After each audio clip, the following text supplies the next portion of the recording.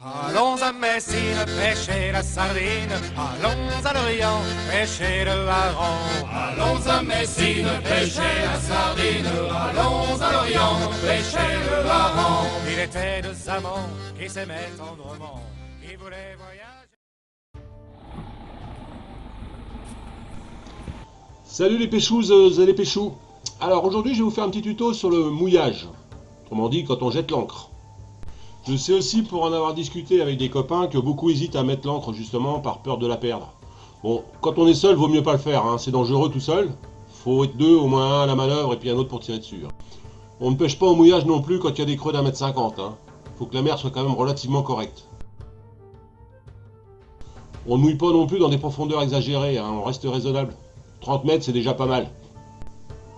Autre avantage de pêcher au mouillage, on peut amorcer. Du fait qu'on reste au même endroit, on peut concentrer le poisson.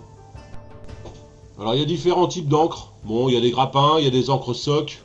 Hein, moi j'ai une grappin, mais c'est le hasard qui fait que j'ai une grappin. Je veux dire, j'ai pas de préférence particulière. Pour quand il y a du caillou, c'est pas mal le grappin quand même. Hein. Théoriquement, il faut 3 à 5 fois la profondeur en longueur de ligne de mouillage. Alors évidemment, tout ça dépendra de la grosseur et du poids de votre embarcation. Hein. Moi j'ai une encre de 10 kg, j'ai 5-6 mètres de chaîne et en général ça accroche très vite, il n'y a pas de souci. Je ne parle pas de faire un mouillage pour la nuit, hein. Je parle d'un mouillage pour une partie de pêche. Donc si votre encre rip, c'est pas dramatique. Vous allez vous déplacer de quelques mètres, elle va finir par se raccrocher et puis la vie est belle. Donc le gros souci c'est de pouvoir la décrocher, si elle se coince entre deux rochers par exemple. Et là ça peut devenir problématique. Alors il y a une astuce pour éviter ça justement. Bon, j'imagine que beaucoup d'entre vous la connaissent, mais peut-être pas tous, donc je vais vous en faire part. Hein. Donc cette combine, ça s'appelle le boucassan. Alors en fait, on va attacher l'ancre à sa base, à l'aide d'une manille ou d'un chaînon rapide, d'un maillon rapide, et on va mettre un boucassan sur la partie supérieure. Alors un boucassan c'est quoi? C'est une petite cordelette qui sera suffisamment résistante pour retenir votre bateau au mouillage, mais qui servira de fusible et qui cassera si jamais vous êtes accroché. Donc là on peut voir l'ancre est accrochée à l'envers. Elle est inefficace bien sûr quand elle est comme ça.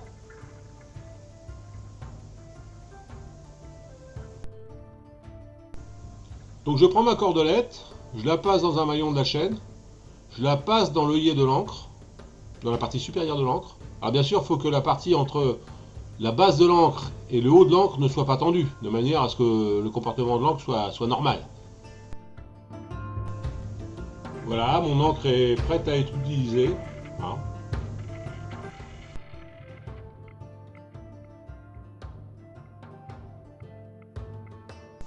Donc je laisse filer, alors selon la profondeur, hein, bien sûr, on attend que ça se tende gentiment. S'il n'y a pas de courant, il y aura toujours du vent qui va faire dériver le bateau et qui va mettre la ligne en tension.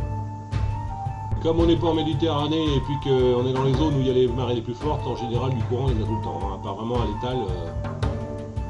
Donc la ligne va finir par se tendre assez rapidement.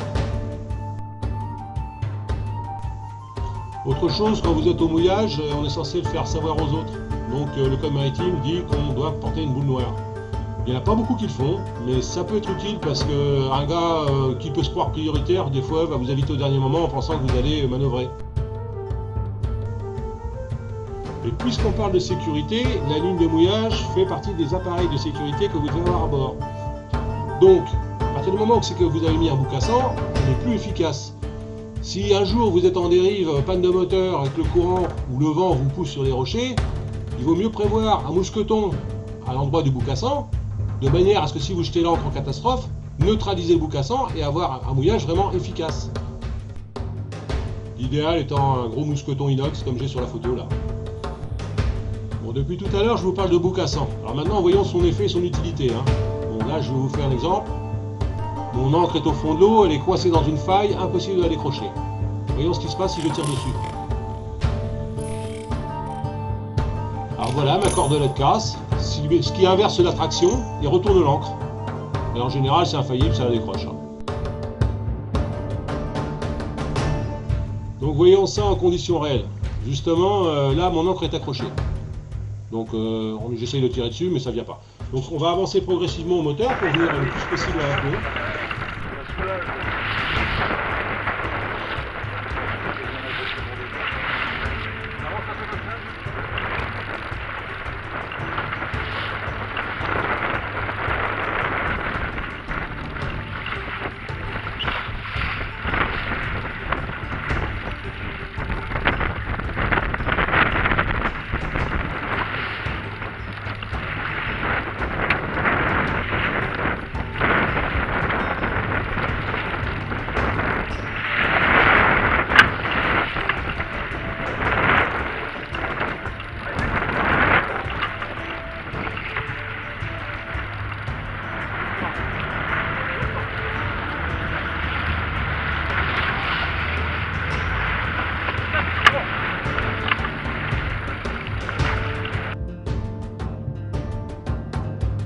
Donc là, qu'est-ce qui s'est passé? Une fois qu'on a été à l'aplomb de l'ancre, en gros, hein, on a embrayé la marche arrière, on a accéléré progressivement jusqu'à ce que le bout cassant casse et l'ancre s'est décrochée.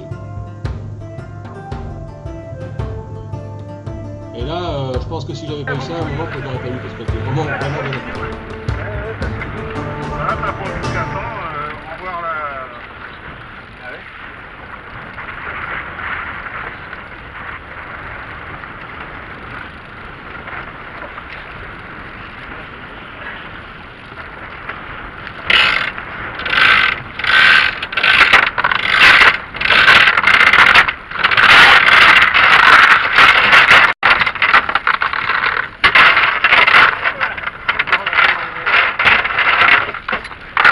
Ça fait son boulot.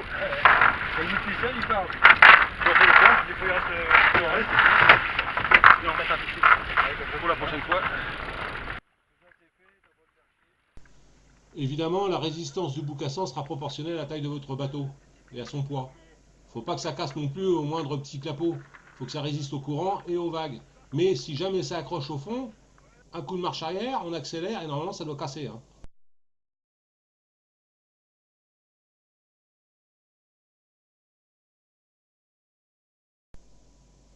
Donc faites des essais. Essayez avec un lacet de chaussure. Si c'est pas résistant, vous prenez une garcette ou quelque chose comme ça, quelque chose qui soit suffisant.